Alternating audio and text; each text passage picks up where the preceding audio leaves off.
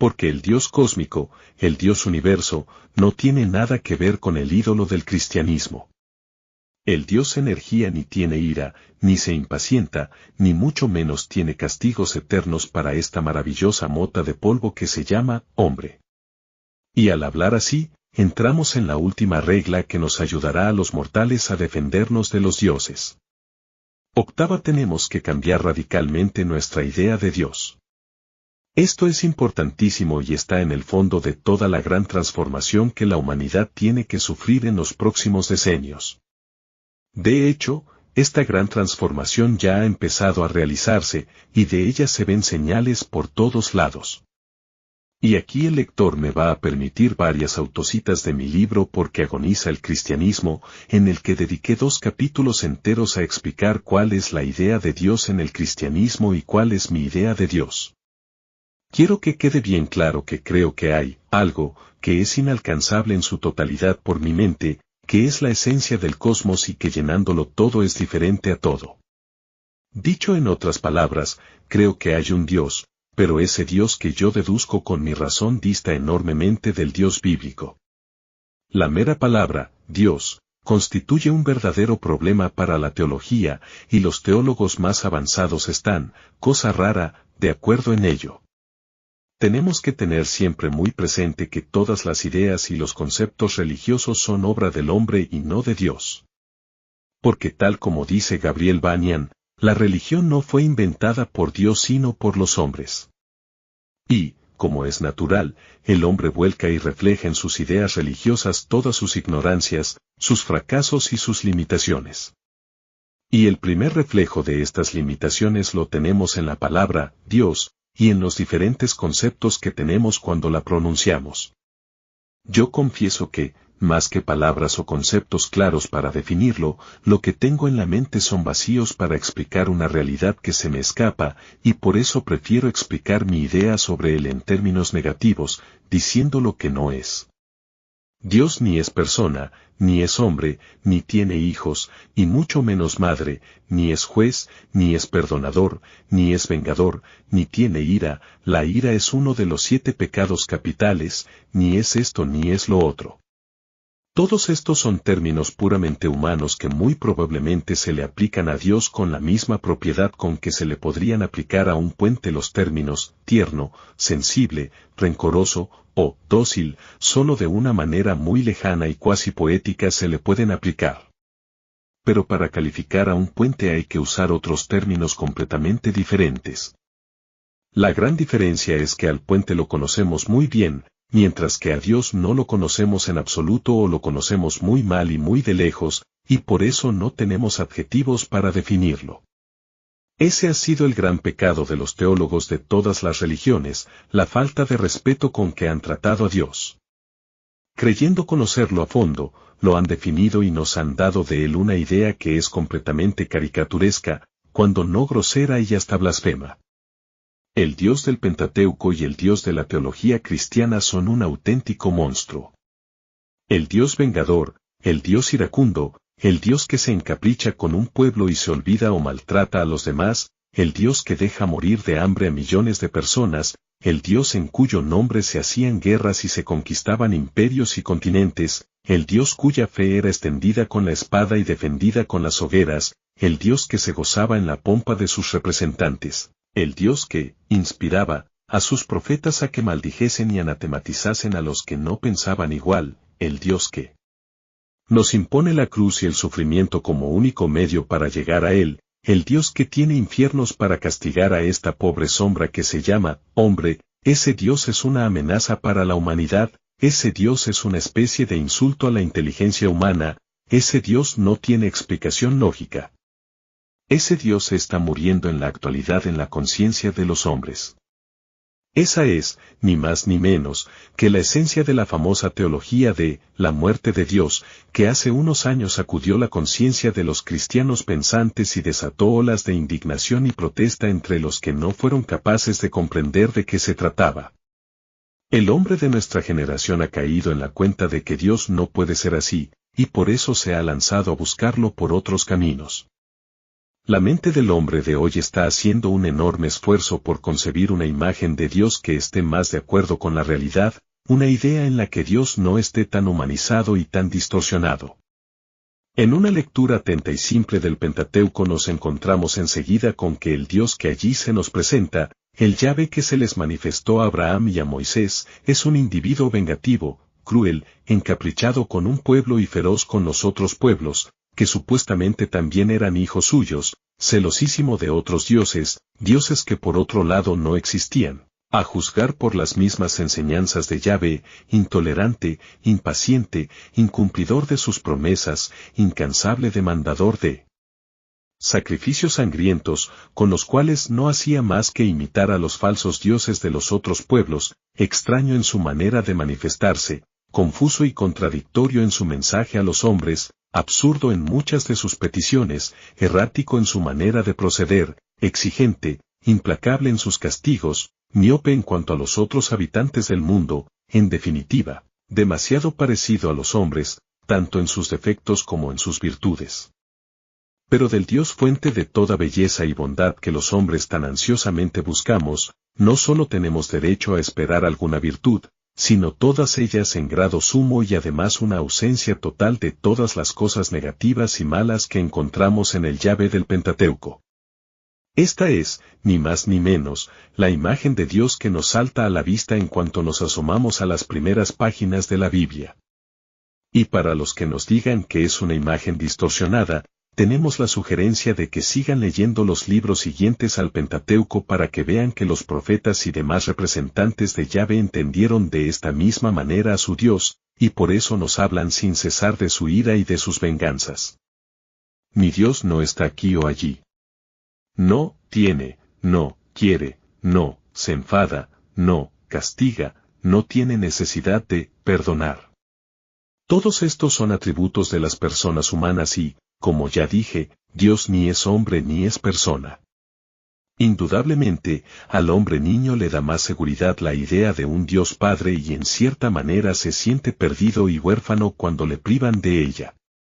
Por eso creo que la idea de presentar a Dios como Padre, haciendo mucho hincapié en ello, fue un gran logro del cristianismo y de Cristo. Pero desde los tiempos de la fundación del cristianismo hasta hoy, la psicología de los hombres, y más en concreto de ciertos hombres más evolucionados, ha cambiado mucho. Yo no creo en el cielo que se nos presenta en el cristianismo, es decir, en un cielo inmediato y definitivo, con una contemplación directa de Dios. Esta es otra enorme infantilidad de los habitantes del planeta, propia de los niños. Al llegar de vuelta de la vida, al llegar de vuelta de la escuela, el hombre quiere encontrar a su mamá Dios en casa. Tiene necesidad de abrazarla, de saber que está allí, de contarle las incidencias de la clase de la vida. Pero tal Dios mamá, Dios hombre, Dios persona no existe. Dios es algo completamente diferente. Yo me siento mucho más cerca de Dios cuando veo su mano firme moviendo la gigantesca maquinaria del firmamento o cuando me asomo a contemplar los fantásticos panoramas que estamos encontrando en lo profundo de la materia que cuando leo en el Pentateuco las carnicerías y las venganzas del repulsivo personaje que el judeocristianismo nos ha querido presentar como el Dios del universo. Comprendo que para muchos hablar así de Dios los deja fríos y hasta con una impresión de cierta orfandad. Lo mejor que harán será seguir concibiendo a Dios de la manera que más beneficia a su psiquismo. Poco importa cómo lo conciban, Dios es como es y no como lo pensamos los hombres. El único consejo que a estas personas yo les daría es que a su idea de Dios le quiten todos los sanbenitos de iracundo, justiciero, vengativo y exigidor perpetuo de dolor y de sacrificios, que los doctos fanáticos le han ido imponiendo con el paso del tiempo. Y para terminar la difícil tarea que me he impuesto de expresar cuál es mi idea de Dios, diré que mi Dios es omnipotencia, mi Dios es orden, aunque el fantástico orden de la creación sea inabarcable muchas veces para nuestra mirada de mosquitos, mi Dios es grandiosidad, no es cicatero como el Dios cristiano, mi Dios es luz, mi Dios es belleza, mi Dios es amor. Un amor que en esta etapa humana de mi existencia lo siento primordialmente y se lo devuelvo a través de mis hermanos los hombres y a través de todas las criaturas. Y como mi Dios es amor, yo sé que tarde o temprano, y pese a todos mis defectos y mi pequeñez, acabará inundándome de sí mismo. Y en una exhortación final, refrendo estas ideas diciéndole al lector: hombre mortal, mota de polvo, voluta de humo, copo de nieve que brillas un momento en la noche del tiempo y en un segundo te derrites en la tierra, deja de andar buscando a Dios aquí o allá. No lo coloques en ningún sitio, no lo empequeñezcas, no lo caricaturices, no lo hagas una cosa más. Dios late en el universo infinito que te rodea y es demasiado grande para poder ser comprendido por tu pequeña mente. Deja de correr detrás de Dios como si fuese un muchacho travieso que juega al escondite contigo. Deja la infantilidad de pensar que solo puedes vivir feliz y decentemente si lo tienes agarrado entre tus brazos como si fuese un fetiche que te protege y que te dará buena suerte. Deja de angustiarte con falsas imaginaciones de torturas, castigos, demonios, purgatorios e infiernos, y siéntete con derecho a ocupar tu lugar en el cosmos. Mírate. Eres un auténtico hijo de Dios. No por redenciones ni por salvaciones que nadie te haya regalado, sino por tu misma naturaleza que participa de la divinidad y que tú tienes que hacer evolucionar mediante el buen uso de tu inteligencia y de tu corazón. Pido perdón al lector por una cita tan larga, pero no podía escribir lo mismo que ya había escrito antes, y las ideas aquí transcritas son la culminación lógica y natural de todo lo que llevamos dicho en este capítulo. La última frase de la cita, con la que animo al lector a su propia evolución, será la que nos lleve de la mano al último capítulo de este libro. Seréis como dioses. Una frase clave. La frase que titula este último capítulo, famosa en la Biblia, siempre nos fue presentada como una mentira con la que Satanás intentó engañarnos a los humanos y apartarnos de los mandamientos y de la obediencia a Dios. A la luz de esta nueva manera de ver las cosas, la frase resulta una gran verdad, y también una pauta a seguir si la humanidad quiere superar el calamitoso estado en el que se encuentra actualmente. La clásica teología cristiana nos dice que Luzbel se rebeló contra Yahvé y fue derrotado, y nos dice también que, lleno de rabia contra su vencedor, le sugirió a la primera pareja humana, precisamente mediante esta frase, que no le hiciese caso a la orden de Dios de no comer la fruta del árbol del bien y del mal. El razonamiento de Luzbel a nuestros primeros padres fue: os prohíbe comer de esta fruta, porque la realidad es que si la coméis llegaréis a ser como él. Esta frase fue la valiosísima confidencia que, en un momento de rabia, uno de estos falsos dioses, Luzbel, nos hizo para vengarse de otro falso dios, Yahvé, que acababa de vencerlo tras una fiera batalla por el dominio de la raza humana. La frase, lejos de ser una mentira, fue el acto malhumorado de un derrotado que, en venganza por la guerra que acababa de perder, nos revelaba un gran secreto. La verdad profunda de la famosa frase bíblica podría ser interpretada así: no hagáis caso a los mandamientos que os dé, porque si les hacéis caso, vais a ser sus esclavos por los siglos de los siglos, ya que los mandamientos están muy bien pensados para que no podáis progresar ni llegar a ser, mediante una evolución natural, unos seres superiores como lo es él. Los cálculos de Yahvé, al igual que los cálculos de los demás dioses que a lo largo de los milenios han ido prohijando y dando mandamientos a los demás pueblos del mundo, han sido perfectos, tal como lo demuestra la espantosa historia humana, llena de sangre y de peleas entre todos los seres humanos. Y como ya hemos visto, una de las causas directas más importantes para esas peleas y esa sangre son los mandamientos religiosos de cada uno de esos pueblos. Los que tienen mandamientos diferentes pelean entre sí para destruir a los infieles y paganos, y los que los tienen iguales también pelean entre ellos para destruir a los herejes.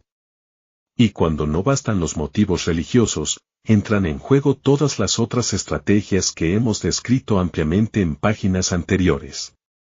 La triste realidad es que los nombres, en lugar de haber evolucionado en una línea auténticamente humana, en la que poco a poco hubiésemos ido perfeccionando nuestra propia naturaleza y nuestras capacidades corporales y espirituales, Nos hemos pasado los siglos al servicio de nuestros respectivos dioses, gastando en su honor lo mejor de nuestras riquezas y de nuestras energías físicas y empleando en su adoración y en el cumplimiento de sus deseos lo mejor de nuestras capacidades intelectuales y espirituales. 33.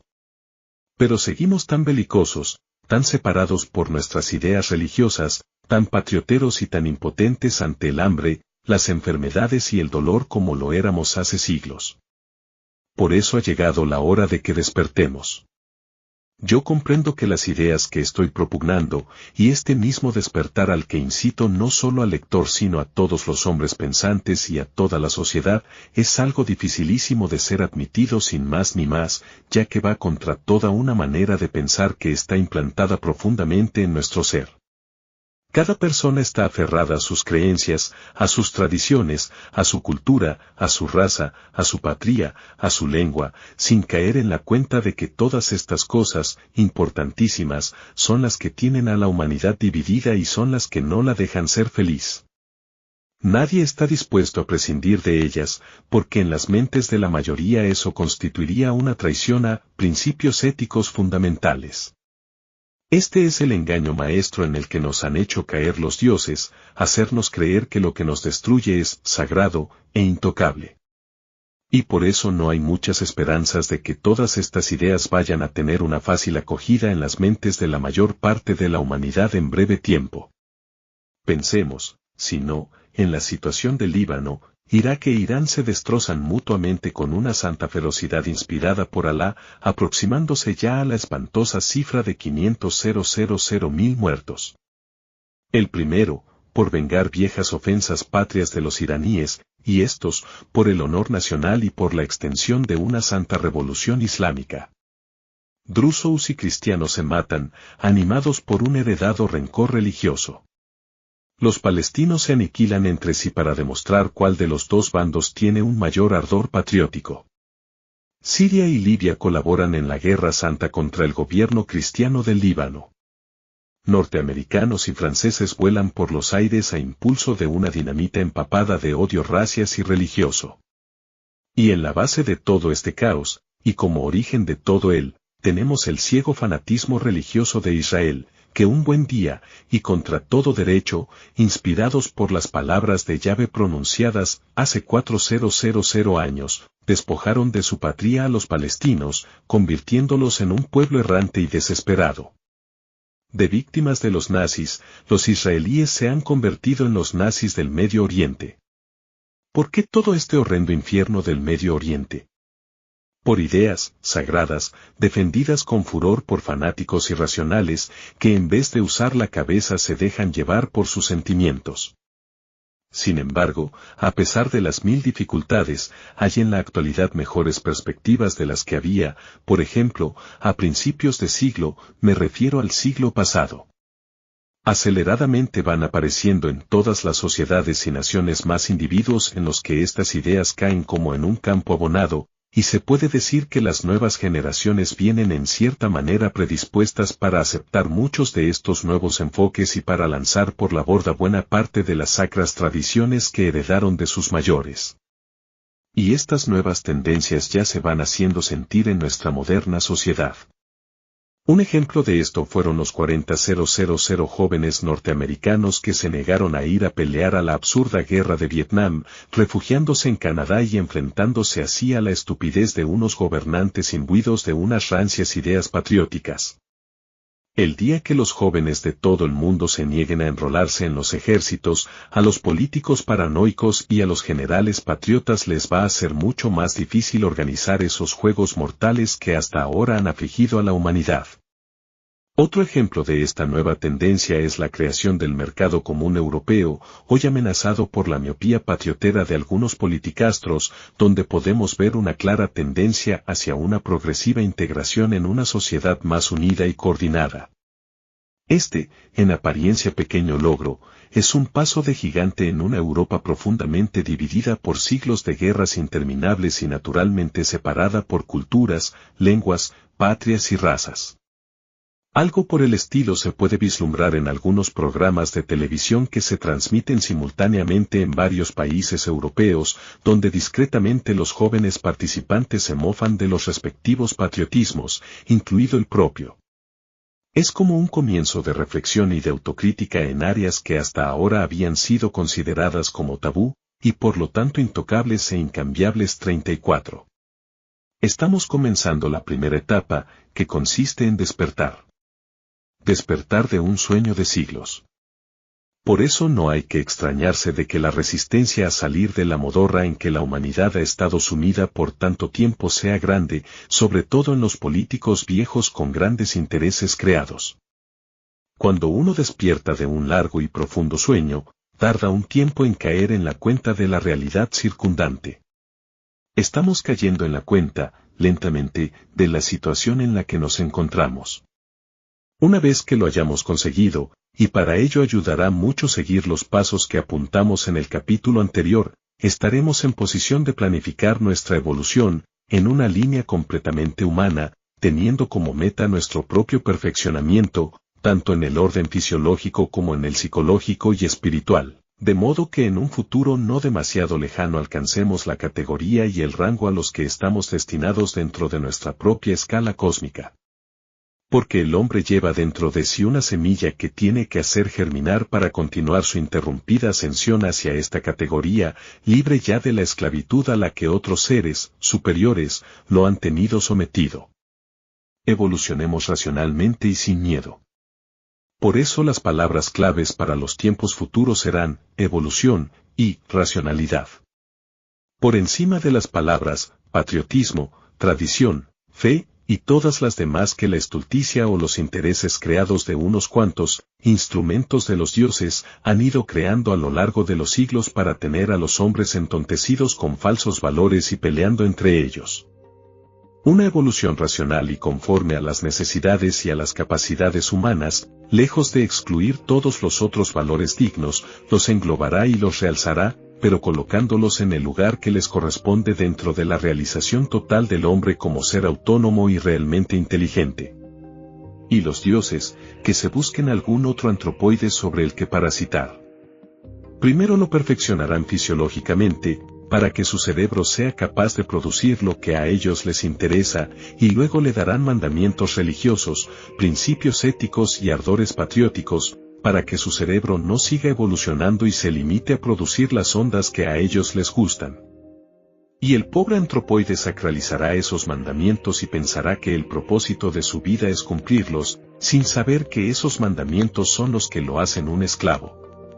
No quiero terminar sin insistir en algo que considero importante. Ya hemos dicho que tenemos que evolucionar de tres maneras. Primera, intelectualmente, conociendo cada día más cosas, y capacitándonos para comprender mejor el mundo y el universo que nos rodea. Segunda, moralmente, siendo cada día mejores, más respetuosos con los derechos de los demás y con el recto orden de la naturaleza, y defendiendo el bien y la justicia que sean beneficiosos para la humanidad, no el bien y la justicia que se nos diga en ningún libro sagrado. Y por fin, y este es el punto en que quiero hacer hincapié porque ha sido malamente distorsionado por todos los doctrinarios religiosos. Tercera, estéticamente, cambiando nuestros gustos primitivos y materialistas por otros más dignos de mentes evolucionadas. Pero en este evolucionar estético está incluido algo que ha sido siempre mirado muy sospechosamente por los ascetas de todas las religiones y contra lo que han tronado todos los moralistas aguafiestas que tanto han florecido en todas las sectas del cristianismo, el goce de las muchas cosas bellas y buenas que hay en este mundo. No solo hay que amar la belleza, sino que hay que tratar de crearla según las fuerzas de cada uno, y hay que disfrutarla, porque la belleza solo tiene sentido si es disfrutada por alguien. Según la teología clásica, la que los dioses falsos, disfrazados de Dios verdadero, nos inculcaron, este mundo es un valle de lágrimas al que venimos a hacer méritos, mediante el sacrificio y la renunciación, para la vida futura. Pero según la nueva teología que estamos empezando a construir, este mundo es un peldaño en el infinito ascender de todo el universo, de lo menos perfecto a lo más perfecto, y sufrir para hacer méritos para otra vida, es algo que no tiene sentido. Al igual que tampoco tiene sentido dejar de disfrutar las cosas buenas y bellas que nos brinda la vida, pudiéndolas disfrutar sin menoscabo de nadie. No hacerlo es menospreciar algo que nos ha sido dado precisamente para que lo disfrutemos. 35. Embellezcamos por tanto nuestro planeta y nuestras vidas todas y aprendamos a gozar, sin miedo de que al hacerlo estemos yendo contra algún mandamiento. Quitémonos de la mente el complejo de que todo lo sabroso es pecado. Toda la enorme distorsión a la que el sexo ha sido sometido en el seno del cristianismo se debe, en el fondo, a esta filosofía y al consiguiente complejo que a lo largo de los siglos ha ido generando en las mentes y en las almas de los buenos cristianos. El sexo, por ser una gran fuente de placer, es mirado con recelo por los doctrinarios cristianos, y la mortificación que produce la privación antinatural de él es algo que los dioses han sabido aprovechar muy bien, valiéndose de todas las normas de decencia social, de todas las doctrinas, de todos los votos de castidad, de todas las virginidades, de todas las guías de moral, y de todos los principios de honestidad cristiana con los que las sociedades occidentales han sido santificadas, y mortificadas, durante tantos siglos. 36. Usando la terminología de los creyentes en un Dios personal, disfrutar de la vida sin menoscabo de nadie es dar gloria a Dios, al usar inteligentemente las cosas que Él les ha dado. No disfrutar de todos aquellos placeres que están a nuestra mano, bien sea por ofrecérselos a Dios, o por la idea de que puede ser pecado, es actuar neciamente, víctimas de complejos y de ideas absurdas que ya va siendo hora que sacudamos con decisión de nuestras mentes.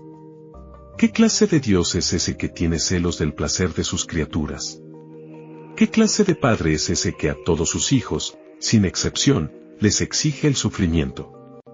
¿Y qué clase de creador inmediato es ese que no ha sido capaz de crear ni un solo ser humano que le haya salido bueno, puesto que a todos los tiene que hacer sufrir para purificarlos, y a todos los tiene que redimir, para salvarlos? Convenzámonos de que un Dios que pide dolor y sacrificios es un Dios falso, y un Dios que pide adoración, es un Dios vanidoso y, por lo tanto, también falso. Hombre actual, rebélate contra tanta aberración que te ha sido predicada como palabra de Dios. Lo que hasta hoy se te ha presentado como palabra de Dios, no son más que mentiras de los dioses. Rebélate contra ellas y contra ellos. Comienza a vivir, por fin, como un ser racional, usando sin miedo tu propia mente, que es el gran don que el verdadero Dios te ha dado para que te defiendas de los dioses y de los pobres hombres que aquellos usan como sus representantes. Luchemos todos por hacer un mundo más feliz en el que, en lugar de ser fieles a una fe y a unos principios que nos separan de otros hombres, seamos fieles a la racionalidad y al amor que nos hacen a todos hermanos. Fin.